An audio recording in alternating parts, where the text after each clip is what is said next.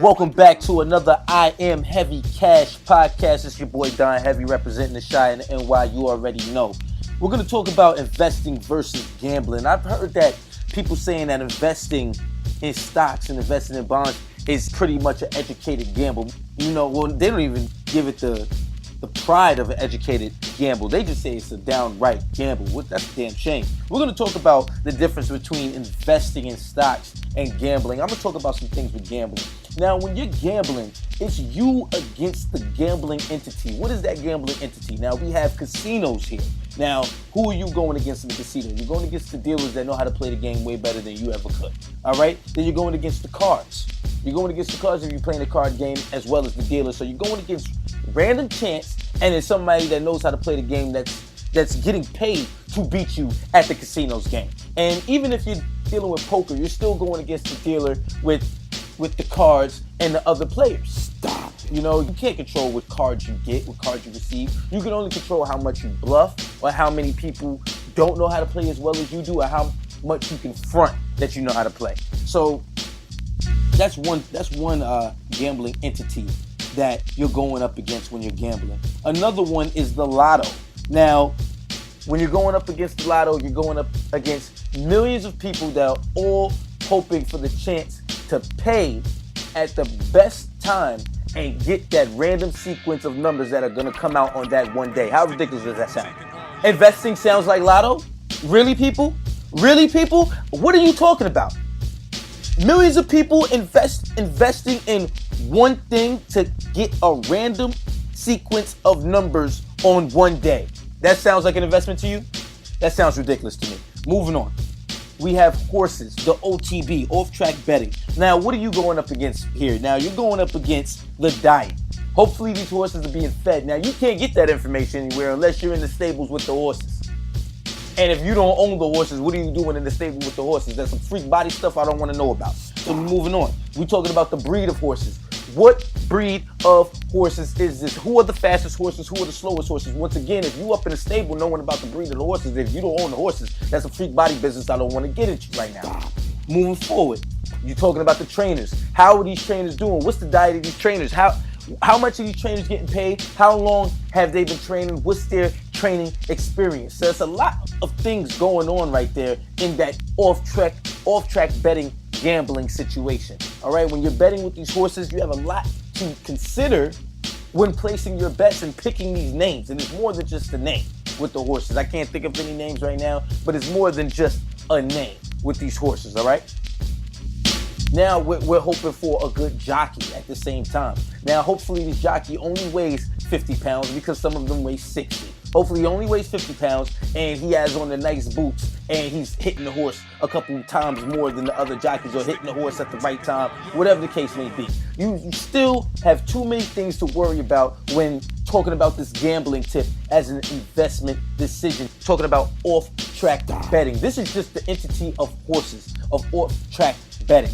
Once again, in that particular day, is that horse going to perform that particular day? What was the diet of that horse that particular day? Is it raining that day? What's the weather like? What's the dirt like? What's the horseshoes like? Is the jockey feeling well? Is he going to perform that day? It's too much to worry about, people. Off-track betting. How can you really compare that to an investment? Moving on. What's the next one? Sports. All right. Do you really want to depend on athletes as an investment? I mean, unless you are the owner of the sports organization, that's one thing. But placing a bet in hopes to get more money, if you have the money to throw away like that, that's one thing. But if you're actually placing that bet to get more money for you to improve the quality of your life or the quality of your family's life or the quality of your future life, then you're just a clown and you deserve to lose all your money. You're gonna really depend on these athletes to get some returns. All right. What about this athlete's extracurricular activity? Are they smoking weed or doing other things like other bad drugs? Or maybe women. Sometimes women can be a drug. Are they doing too many of those and they getting all tired and legs all weak? What's up with these athletes? Even the women athletes. What are they doing? Extracurricular activities. If they're doing these drugs, what are they doing? It's It's question marks that's going all up and out the window right now, and I don't even know if I can keep up with it. What are these coaches doing? Are these coaches got their mind on the game? Do they have the right scheme? Did they prepare? Did they watch tape? Are they getting paid enough? Are they worried about their divorce settlement and the alimony that they have to pay? Or are they worried about the game? What scheme are these coaches running? Did they prepare their players enough? Did they prepare the team enough? Are they confident in this scheme? Are the players confident? Are the players conditioned? Or is a star player injured? These are a lot of things that go on if you are using sports as an investment to get a decent return on your money. Like, what does that sound like? What's the weather that day? What is the weather? What is the weather that day? Is it football? Are we playing in Foxborough or are we playing in Miami? Which one is it? It's too much to deal with. It's too much to deal with, people, and I don't understand how you can really compare gambling to making a correct and researched and thorough investment decision. I don't understand how you're doing it. All right, let's talk about investing. Now, investing, you can make educated decisions. Like, yes, you can guess. Yes, you can invest in a number, but that's not really investing. That's just called spending money on a share price, spending money on a good stock, quote unquote. And if you've been listening to Don Heavy, then you know I don't believe in good stock. There are only good stock prices. Okay, so you can make an educated decision because you have all this free information. Once again, it is on the SEC.gov. You can get any company's annual report and, well, most companies' annual reports on the EDGAR search bar. All right, get your learning on, get your reading on. It's fundamental, people. Okay, so you can make this educated decision and invest in good business practices. All right, you can look up this business info and the information on the executives for free. All right, for FREE, free, people. This doesn't cost you any money. Work smarter, not harder. That's what we're about here on I Am Heavy Cash Podcast. All right, now, even in investing in stocks, you don't have to, quote unquote, win to win. If the share price is going up and down, but you're collecting dividends, that means you're getting checks, baby. Yes, that's what we're talking about. Checks. You're getting the greenbacks, the Fetty, the cash, the moolah, that mucker. That's what you're getting. You're getting that money. And that's what you want to do. In the casino, you have to win to win. There's no such thing as a kind of win.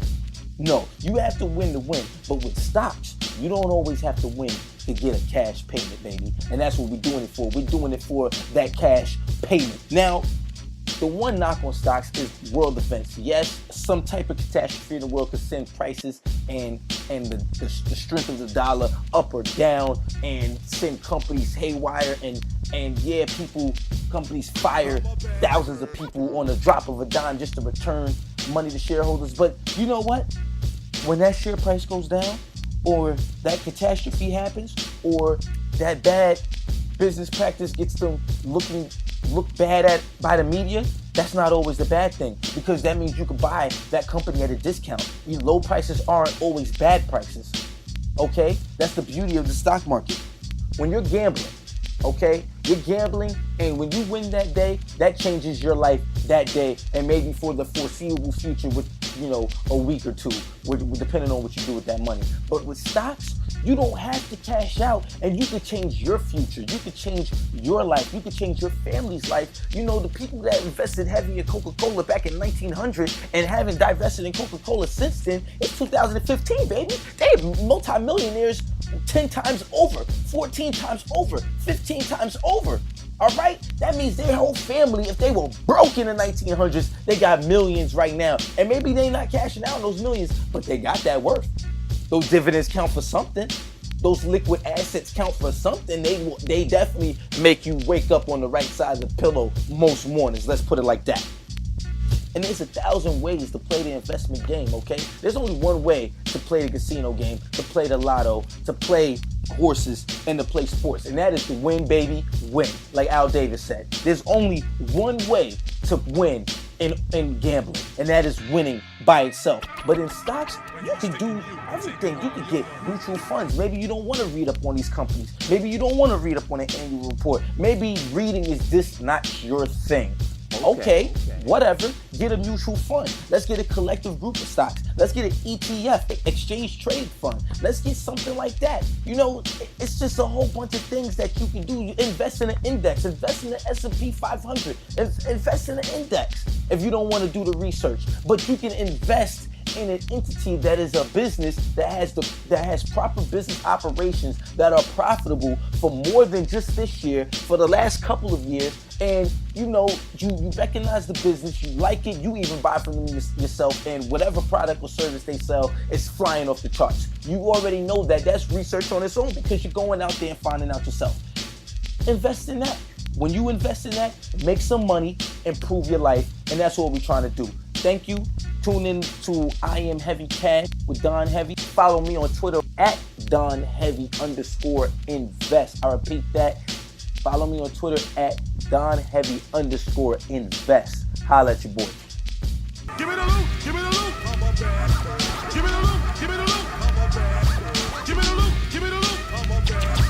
Give me the loot, give me the loot. Give me the loot, give me the loot. Give me the loot, give me the loot. Give me the loot, give me the loot. Give me the loot, give me the loot. This program is brought to you by Her Pretty Ghost and Better New Business. Thank you for tuning in.